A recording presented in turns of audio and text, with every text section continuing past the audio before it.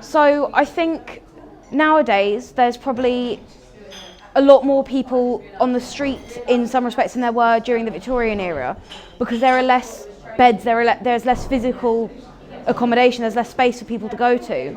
But where there are shelters and there are hostels, those are of a lot better quality. They're higher quality than what was available during the Victorian era.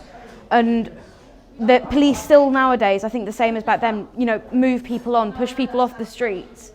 And the illegality of homelessness is something that for a while between these two eras was a grey area, but now you've got new laws being pushed, so rough sleepers are committing crimes by rough sleeping, which I think was the case back in the Victorian era.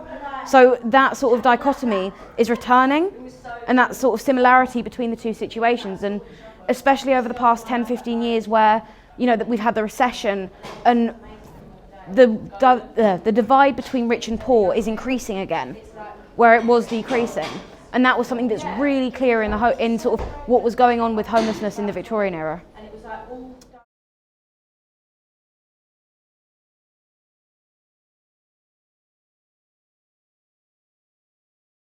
From the work that I did, there was one line that I wrote that really struck me out, and I don't know how relevant it is, but hearts without a home.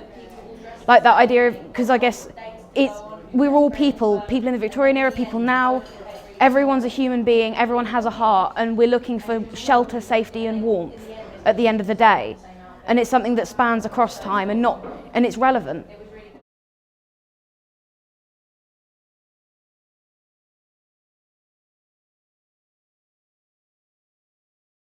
Well, when looking at Victorian homelessness, what I really found out about, particularly when looking at the poem, some of the imagery from the Salvation Army and other types of accommodation that were available to the poor and needy, it was quite shocking for me. I think especially like the people sleeping in rows of coffins. You had, for the Salvation Army, the phrase, "Are you ready to die?" which was a reference to religiousness in that time, Christianity, and about praying. But it has so many deeper meanings for those who are really at the sort of end of their wits, and the amount of work that people sometimes would have to do to just be allowed to be there, or people who are like resting on ropes or sitting on benches but not allowed to sleep, and having to work on the ropes during the day to sleep on the ropes at night. And that was quite shocking in comparison to what we have nowadays, which isn't great, but that it's a vast improvement from what there was.